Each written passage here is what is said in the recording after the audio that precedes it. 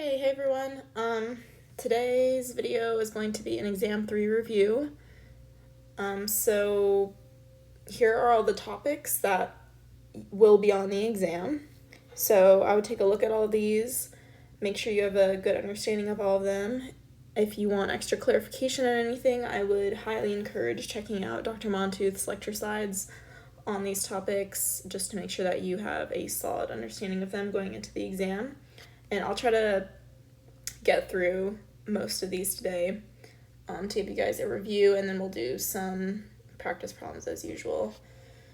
Okay, so let's go into first reviewing genomic imprinting. So this is when either the paternal or maternal allele is completely silenced so that all of the gametes, all the offspring, either express the paternal or maternal genes. So remember last week when we talked about the CPG islands, these are just areas in the promoter region of the gene that have high cytosine and guanine content. So in this example, the maternal allele, or in this figure, the maternal allele is going to be silenced because, as you can see, we have methylation at the CPG islands. That's just indicated here by the circles being colored black. So remember when we have methylation on DNA, when DNA is methylated, that is going to close the chromatin and reduce gene expression. So that's why gene expression is repressed on the maternal allele. So this means that all of the offspring, if we crossed this paternal and maternal allele, all the offspring would only express the paternal allele. And another thing to note that would be important for you guys to know about genomic imprinting is that it resets every generation. So let's say if a son inherits an allele from the mom, and that allele is maternally expressed, and it's an imprinted gene, that allele is going to be active in the son, while the paternal allele is going to be silenced. However, once the son produces his own gametes, the imprinting is going to be reprogrammed to match his genes.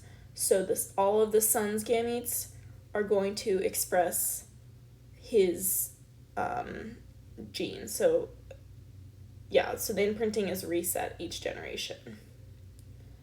And this just ensures that the appropriate imprinting pattern is maintained in the next generation. Okay, let's see, anything else that I wanted to touch on with genomic imprinting? I don't think so. Okay, next, let's cover extranuclear inheritance, because I know we didn't get to this previously. Okay, so it's also called cytoplasmic inherited DNA. So this is when DNA that is not found in the nucleus, but it's found in other parts of the cell, such as the mitochondria or the chloroplast. So if we have chloroplast DNA, this is involved in plants, and because plants have chloroplast, so the egg contributes most of the cytoplasm to the zygote, while the sperm contributes mostly nuclear DNA. So most of the sperm's mitochondrial DNA is going to get degraded after fertilization. So all the DNA that the offspring will get will be from the maternal side, from the mom.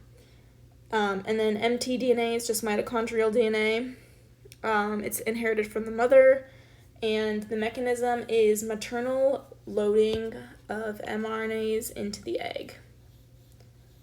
And if you see a problem on the exam where you're given a cross, so in this example, if we have a female that has red wings and we cross that to a male that has wild type wings, if all the offspring have the phenotype of the mom, the phenotype of the female, that would be an example of cytoplasmic inherited DNA. So all the offspring just get the maternal DNA. So they'll all have the phenotype of the mom. Let's see if I wanted to talk about anything else on this. Another thing is that diseases that are associated with mitochondrial DNA, they can have variable penetrance. And this is just due to the biparental inheritance. That's pretty much all I wanted to touch on with that. Okay, so now we'll get into aneuploidy. So we did a similar example, and this one's a little bit different. We did this example a couple weeks ago. And this is, remember, aneuploidy is just how the chromosomes separate during meiosis. So in this example, it says a boy with Klinefelter syndrome, so this boy has XXY sex chromosomes, has a mother who has an X-linked skin condition, but the boy nor the father have this skin condition. So we're going to try to figure out which parent contributed the aneuploid gamete. So we don't know the mother's genotype yet, but actually we do know the mother's genotype because the mother has this X-linked skin condition. And remember, for X-linked conditions, the female, since females have XX sex chromosomes, the female would have to have that diseased allele on both X chromosomes to express that condition in their phenotype. But males, they only need one, right? Okay, so, but the father does not have this skin condition. So the father is just going to have normal XY sex chromosomes. And I'm just using this C to indicate that on the mom's X chromosomes, she has that condition, by the way. Okay, and then, so the boy, the son, has XXY sex chromosomes, and we're going to try to figure out which parent contributed the extra gamete.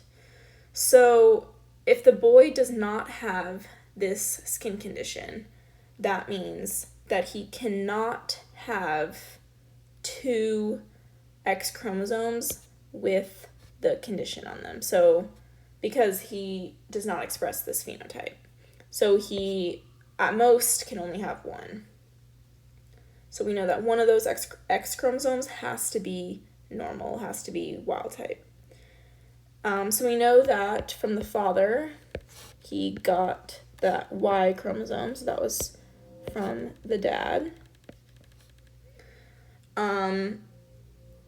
And since his skin does not have the condition, it's normal, we know that the other X chromosome also must have had to come from the father. Because at least one of his X chromosomes has to be normal, has to not have that skin condition allele on it. That brings us to him inheriting this X chromosome from the mom, and that X chromosome will have that. Let me rewrite this better. That X chromosome will have that condition. But since he only has one, his phenotype is normal. He does not have that condition. Okay. And then, which meiotic division did the non-disjunction event occur in? The division would be in meiosis 1 because the father's X and Y chromosomes did not separate. So since the X and Y chromosomes didn't separate, we know that this non-disjunction event had to have occurred in meiosis 1 because so it's if the father contributes the aneuploid gamete, the non-disjunction event occurs in meiosis 1. If the mother contributes it, then the non-disjunction event would occur in meiosis 2, basically. That's a hint to figure out that. Okay. And then down here I just have some information about trisomy and polyploidy. Remember, trisomy is having one extra chromosome, and then polyploidy is having multiple sets of chromosomes. So yeah, I would say the important thing to take away is that polyploidy is commonly used in plants, and polyploidy in plants, in fruit, and vegetables, it can result in larger. So if we have a fruit, for example, fruit strains are often polyploid, which result in larger fruits. So yeah, polyploidy is commonly used in plants and fruit and stuff like that. And this just means they have multiple sets of chromosomes. Okay. Let's see. And then, another thing that I wanted to mention about the fruit is that bananas are typically triploid. And the bananas, so because they're triploid, they're often sterile and unable to produce seeds, which is why when you buy a banana from the store and you eat it, the bananas don't have seeds. But if you were to go out into the wild and pick a banana off a tree, those bananas would have seeds. So it's a little fun fact. Okay. Now we will get into review of the operons. So make sure you have a good understanding of what goes on with the operons for the exam. I would also recommend, if it helps, to draw out the pictures so you can actually see what's going on. That might be helpful for you guys. Okay, so quick review of the lac operon. So remember, we have these genes right here. So we have I, O, Z, Y, and A. So Z, Y, and A are going to be our structural genes. And the structural genes all work together to produce enzymes that are going to be digesting lactose. So remember, the goal of the lac operon is to digest lactose when no glucose is present. Because remember, the primary energy source is often glucose. But if we don't have any glucose present, the second energy source is going to be lactose. So the bacteria turn on the structural genes to digest lactose, basically. And then Z is going to encode beta-galactosidase, and Y is going to encode permease. And on the exam, you won't have to worry about A. I don't think she has that structural gene. Okay, so the I gene, remember, that's going to encode our I gene right here. That's going to encode our repressor protein. And the repressor protein has two binding sites. So on the bottom here is the binding site for lactose, and on the top is the binding site for the operator sequence. So if the repressor binds to the operator, it's going to block transcription of our structural genes. So we're not going to produce any enzymes.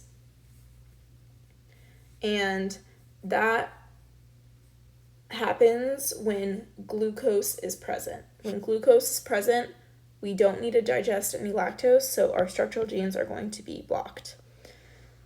However, if we have lactose present, and this would mean that we don't have any glucose. So if we don't have any glucose, we're going to have lactose present. So if we have lactose present, lactose over here is going to bind to the lactose binding site on our repressor protein, which is going to result in a change in shape of our repressor protein.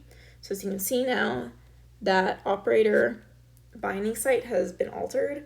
So now it cannot bind to the operator sequence. It cannot bind. And then if it's not bound to the operator sequence, transcription of our structural genes, so our Z, Y, and A, are going to be turned on. And that is going to produce these enzymes that are going to digest lactose.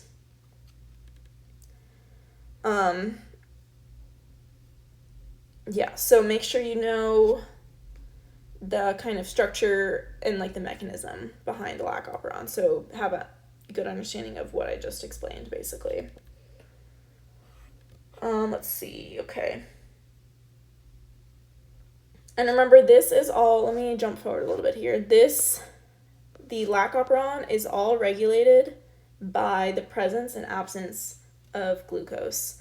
So remember, when glucose is present in the environment, so when glucose is present, that is going to decrease our cyclic AMP levels. So our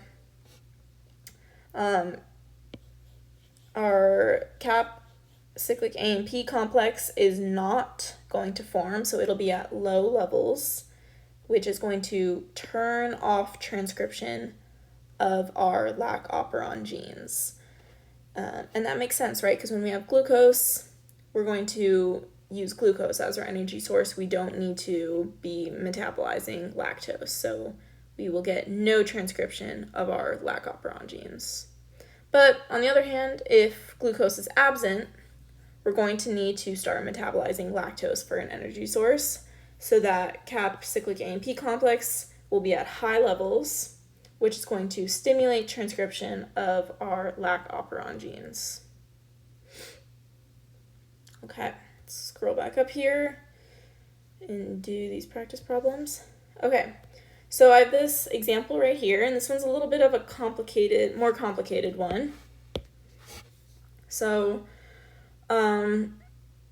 we have a wild type I, we have a wild type promoter, wild type operator, we have a mutated Z, and then a wild type Y. So remember, Z encodes beta-galactosidase, Y is going to encode permease.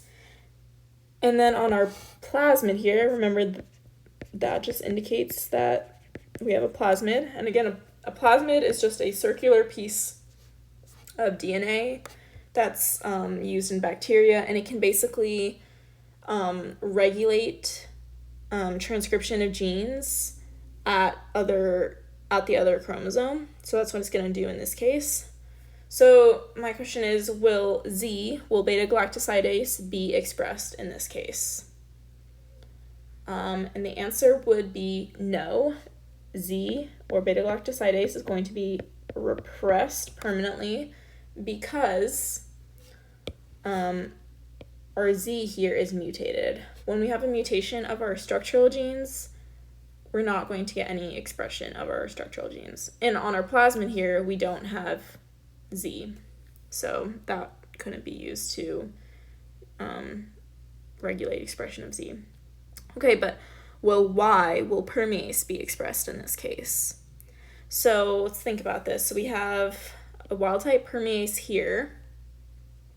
Now, if we're just looking at this chromosome, permease here would be inducible expression. Remember, inducible just means that when we have lactose available, it will be on. When we do not have lactose available, it will be turned off, or expression will be turned off. But on our plasmid here, we have a mutated I gene, which is going to give us a mutated repressor protein. And remember, that mutation just means that there is no binding site for lactose, so we're going to get constitutive expression. And we also have a mutated O gene, and that is also going to give us constitutive expression. So constitutive just means that our structural genes are always going to be turned on. And if our plasmid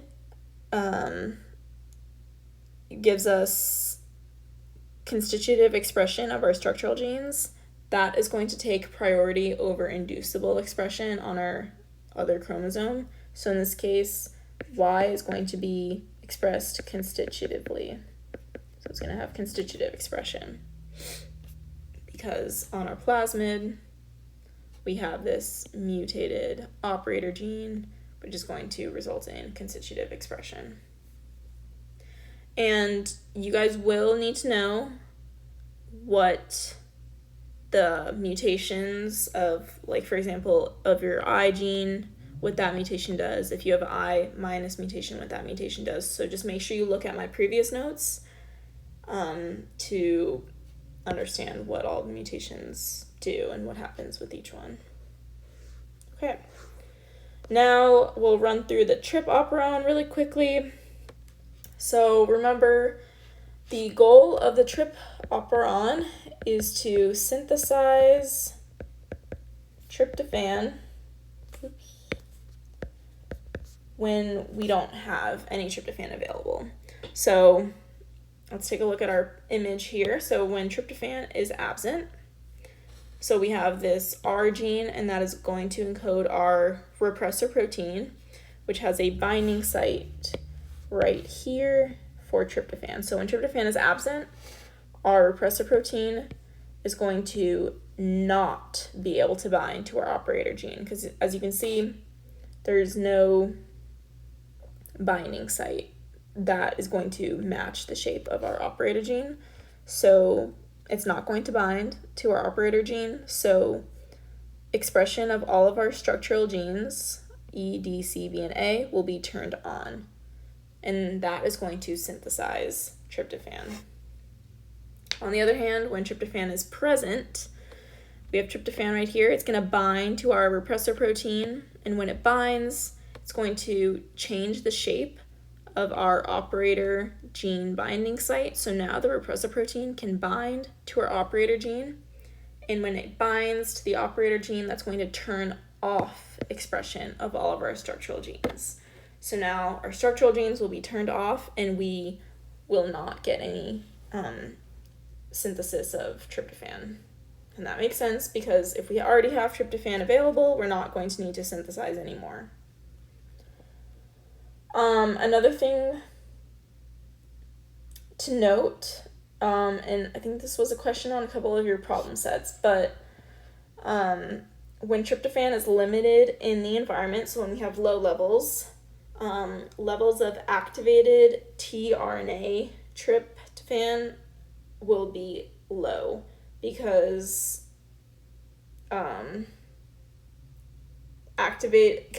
there won't be any tryptophan to activate.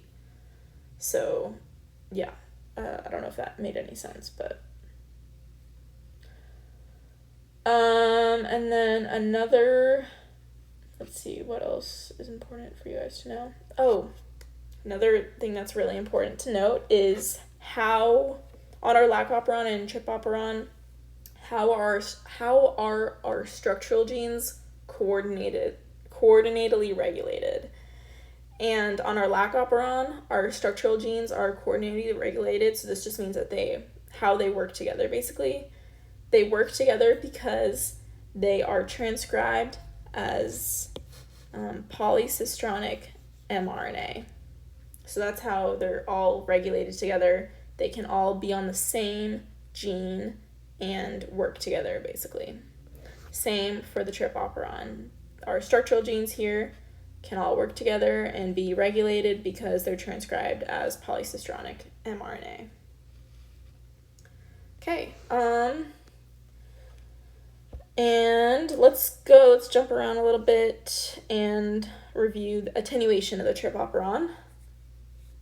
So when trip levels are high, This is going to reduce expression of our triproperon. So when we have high levels of tryptophan, this terminator structure is going to form on our mRNA, and that's just going to lead to the formation of all these U's, which is going to result in termination of transcription of our triproperon. But when we have low levels of tryptophan in the environment, so when tryptophan is absent, the ribosome is going to stall, and it's going to form, our RNA is going to form this anti-terminator structure, which allows our triproperon structural genes to be expressed. So that's basically all you need to know for attenuation. Let's see. Yeah, so there's chromatin modification involved here.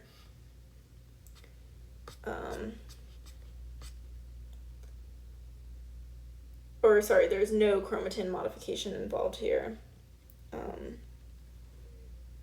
It's only, it's regulated at the transcriptional level, so there would be no chromatin modification involved. Let's see. Anything else I wanted to talk about?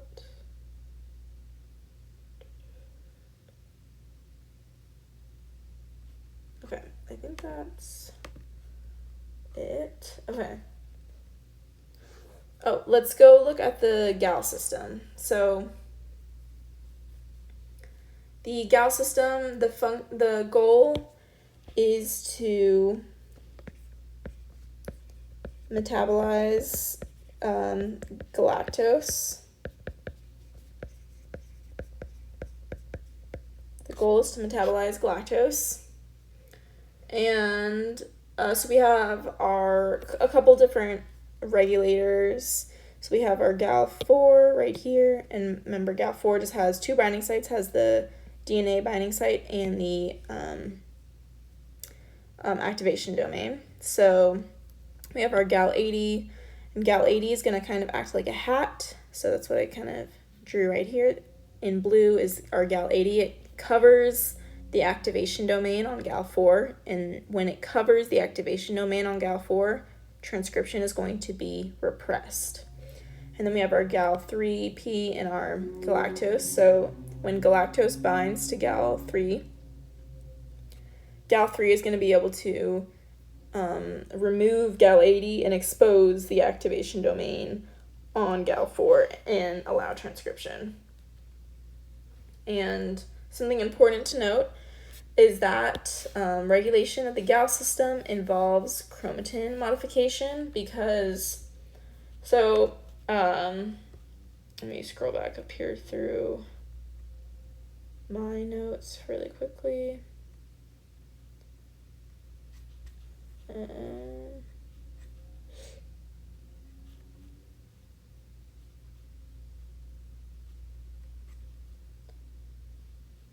Sorry.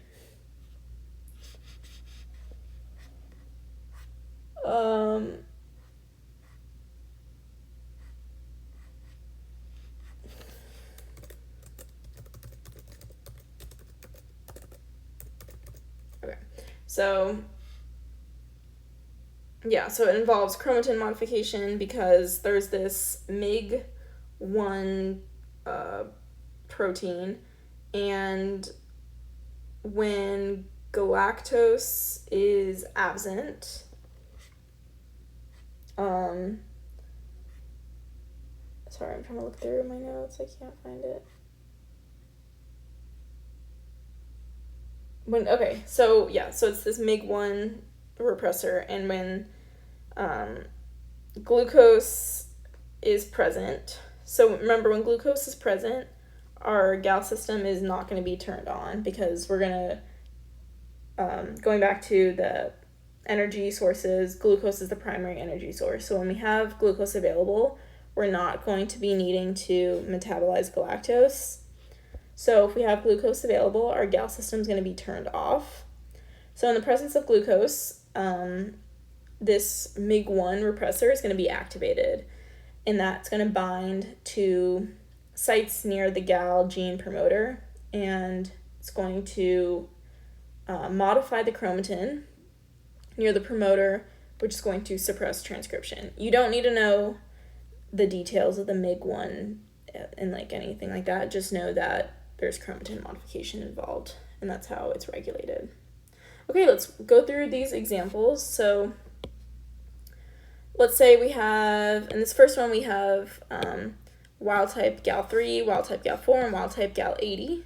So is this going to be constitutive, repressed, or inducible system for our GAL system?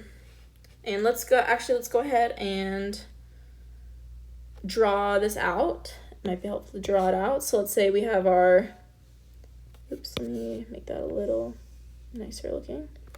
That's our gene right here. We have our structural genes. Let's say this is GAL10 and then GAL7 over here. So, and remember we have our UAS sequence. So that is going to, our GAL4 is going to bind to our, this is GAL4, it's going to bind to our UAS sequence, and that's going to turn on transcription of our structural genes. So, if we have galactose available and we have wild type, everything of our GAL, well, all of our GAL genes are wild type, this is going to be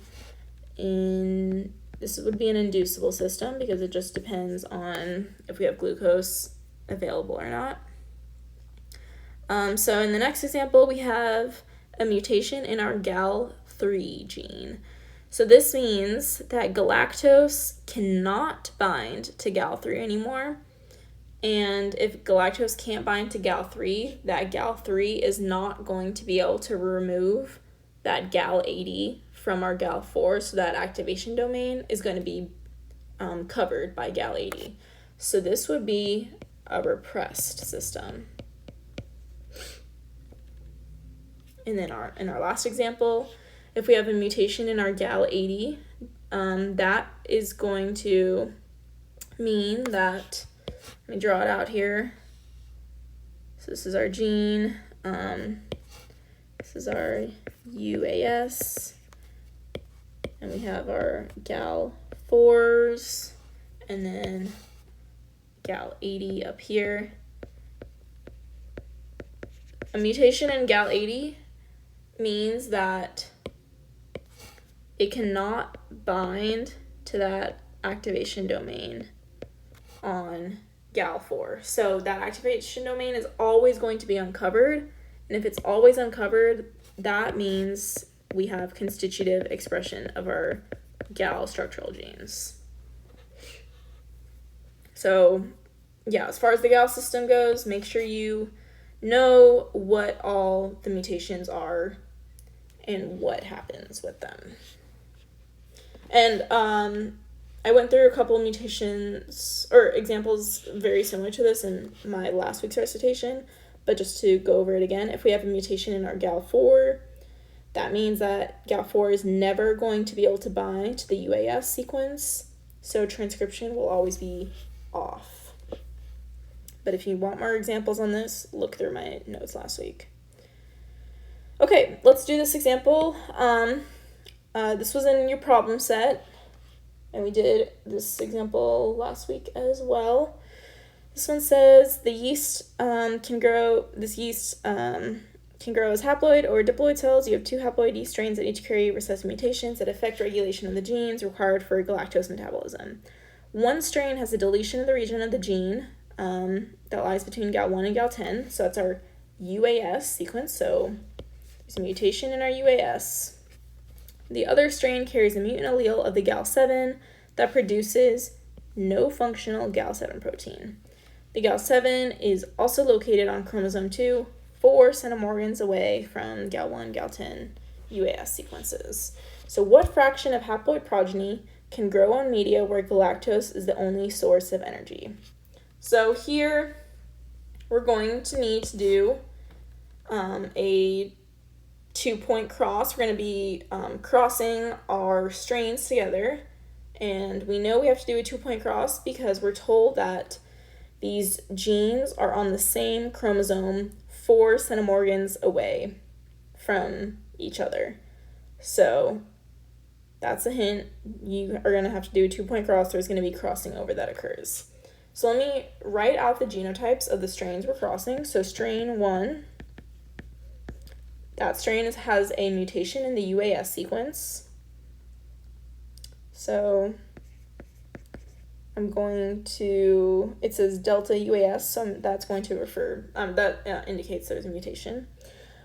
And then this strain 1, is going to have a wild type GAL7. And then strain 2, this strain has a wild type UAS, but it has a mutation in GAL7. So let's go ahead, set up our 2-point cross. So we have our mutation in our UAS, and these are on the same chromosome. Let's see. So the other strain has a wild type UAS, and then the strain has a wild type GAL7. The other one has a mutation on GAL7. So that's the setup. So now let's cross. And we're trying to look for the fraction of haploid progeny that can grow on media where galactose is the only energy source. So the genotype we're looking for is going to have a wild type UAS and a wild type GAL7 gene.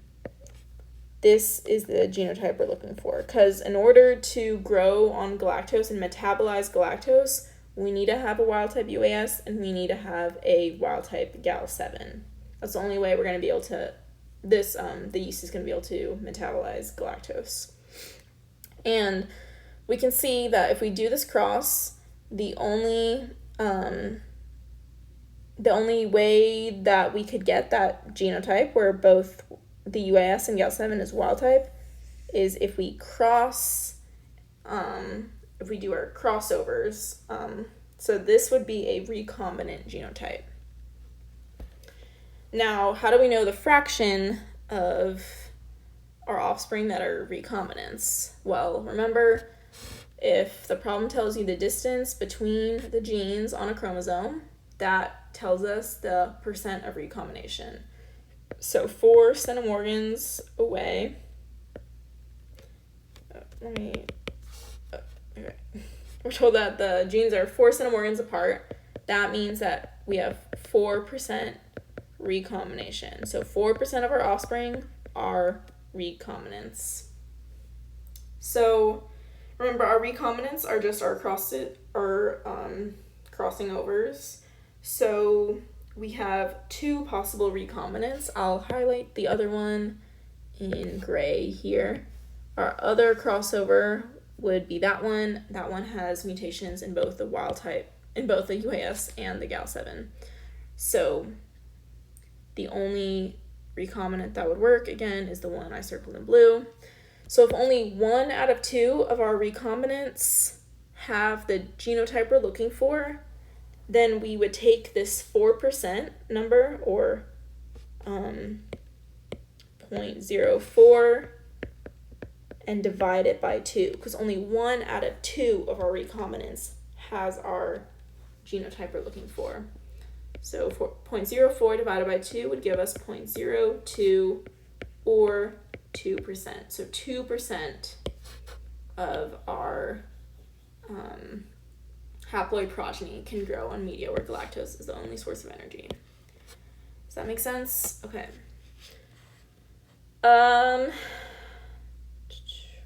Yeah. And also, if you see this problem on the exam, pay attention to the wording. The wording might ask you for the fraction of progeny that can grow on galactose, or it might ask you for the fraction of progeny that cannot grow on galactose. So if I were to ask what fraction of progeny cannot grow on galactose, the answer would be 98%. Okay, so just pay attention to wording. All right. We already talked about attenuation of the trip operon. We talked about alternative splicing. So this is when we have, when different exons, so remember, when our gene gets transcribed, the introns are going to be spliced out, right? But our exons are what's left in. So alternative splicing is basically different combinations of exons coming together on the mRNA, and this can create different proteins with different functions. So here's just some important facts to know about alternative splicing. So it can result in mRNAs that have different sequences to which small RNAs can bind. It primarily affects mRNA after transcription. It occurs post-transcriptionally and does not affect DNA. So anything to do with DNA, that is not an example of alternative splicing. And it can result in different protein sequences with different functions. So I would recommend looking through last week's problem set and looking at the alternative splicing questions that were on last week's problem set. Looking through those true or false questions. So basically just knowing, look through the problem set questions. That's good practice for the exam. Okay.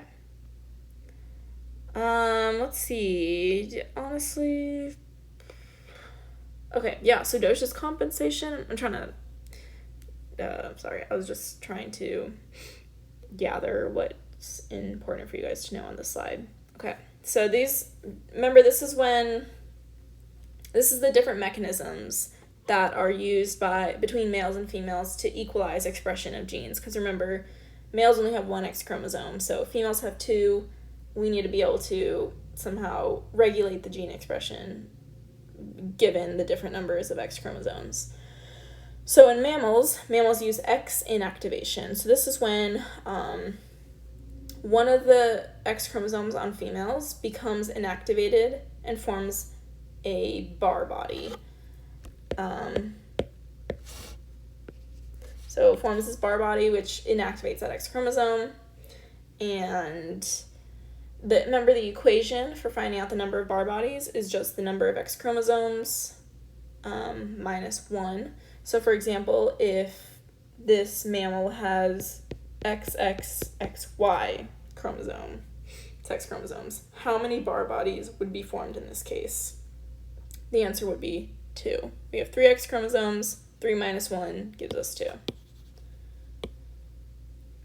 Okay, and then in Drosophila use a different mechanism. This is when the genes on the single X chromosomes of the males are transcribed at twice the rate as they are in females. So I have a question for you guys to think about. So for Drosophila, would we expect to see hypermethylation or hypomethylation of DNA on the X chromosome in Drosophila? Think about it for a second. And the answer is hypomethylation, hypo with an O. That's because the genes are transcribed at double the rate on the X chromosome. So hypomethylation opens up the chromatin. It increases gene expression. Hypermethylation closes the chromatin, reduces gene expression. You guys got to know that for the example, the difference between the hypermethylation and hypomethylation. Okay. And then, sex development pathways. It's determined by the ratio of X chromosomes to autosomes. let's see, I honestly would not worry too much about this slide. Just know that the sex lethal gene is what results in female development. And then in humans, sex determination is based on the presence of the Y chromosome. So on the Y chromosome, there's this SRY gene, and that triggers development of testes and triggers development of male development. So in humans, the SRY gene controls male development. That's the take-home message. That's all you gotta know for that. And then last thing, before I just talk about any last-minute thoughts before the exam, you need to know the chromatin modifications. So remember, histone proteins, those are positively charged proteins that DNA wraps around. So when we think about, we have so much DNA in our chromosomes, right? So DNA needs to coil around something to basically shrink in size so that it can fit all the other DNA. So histones are positively charged, DNA is negatively charged. So DNA is going to be really attracted to the positive charge on the histones. It's going to wrap really tight around the histone proteins. Now what acetylation does, acetylation opens the chromatin because it neutralizes the positive charge on the histone proteins.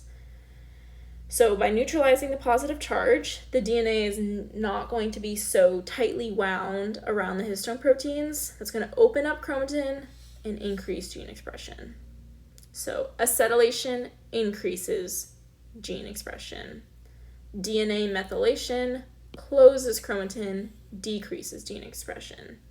So in the blue box, make sure you know the blue box. Methylation decreases gene expression. Acetylation increases gene expression. I'm sure you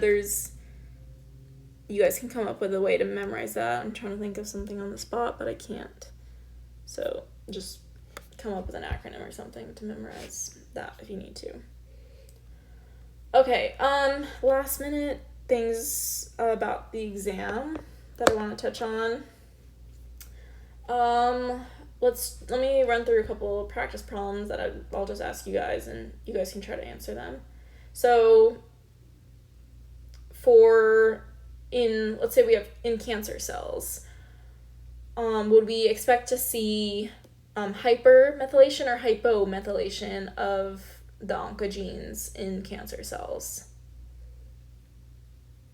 We would expect to see hypomethylation, right? Because in cancer cells, those cells are dividing really rapidly, and we're going to have hypomethylation. We have a bunch of gene expression.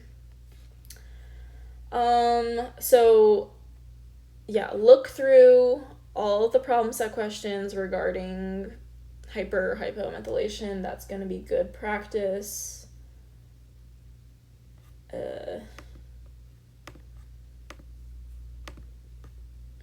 Okay. Look through the alternative splicing questions on the problem sets.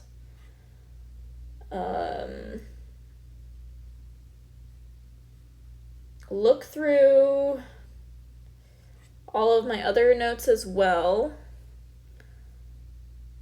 which I'm sure you guys already do, but obviously just as a reminder, go through my other notes previously because I did not get to everything today, but in my previous notes that has a lot more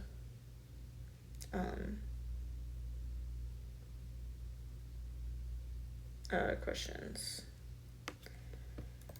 and practice for you guys. Okay, let me look. Let me see if I want to talk about anything else.